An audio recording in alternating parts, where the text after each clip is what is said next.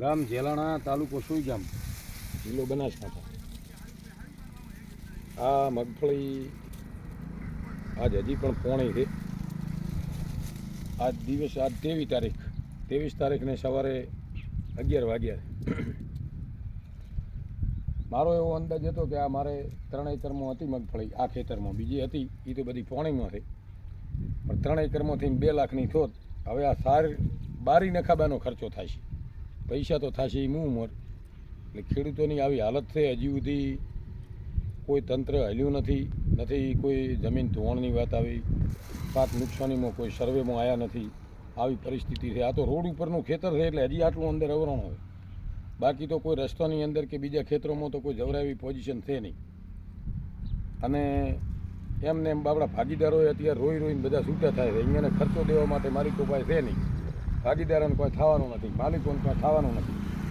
હવે આ બધું ઘટાડવા માટેનો ઉપરથી ખર્ચો થવાનો છે. આવકની વાત તો પૂરી થઈ અને અમે નોંધણી કરાવી છે, પણ હવે નોંધણી તો શું, આમાં તો શું થાય, પણ તે છતાં કહે છે કે સેટેલાઇટમાંથી ઉડી જાય છે મગફળીઓ, કે કોઈ વાવતું નથી.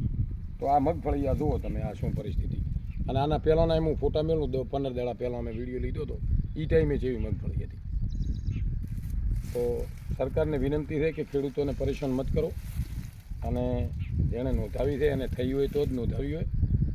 અને આ પાકના નુકસાન પ્રમાણે કાયદેસરનો સર્વે કરી અને જે ખેડૂતને થઈ સાચું નુકસાની જો ખેડૂતને હાલે તો બરાબર છે. બાકી આ તો પોણી હેડીને અત્યારે તો કેનાલોનું પોણી ખેતરમાં આવવા માંડ્યું, કેનાલો તૂટી ગઈ છે ઠેર ઠેર. થરાદથી પોણી આવે છે હરેતર ગામડાનું અંદર, અને એ પોણી સીધું આવે છે આ ખેતરોમાંથી હેડે. નર્મદાના અધિકારીઓ ફોન ઉપાડતા નથી, વાત કરો કે આ પોણી આવે છે ને ખેતર કાણો થઈ જાય તો એ લોકો કોઈ કોણ દેતા નથી. ઉપર વાત કરો.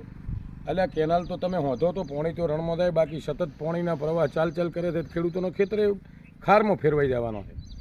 એટલે થોડીક ખેડૂતોની પરિસ્થિતિ જોઈ અને સાચું સર્વે કરી સાચું વળતર આલો ને આ કેનાલનું ખારું પાણી બંધ કરો. નકા અમારી આ જમીનો છે કાયમી ઉપજાઉ જમીનો છે, બિન ઉપજાઉ થઈ જશે તો એનું આજીવન કોણ પૂરું કરશે ખેડૂતનું? બસ.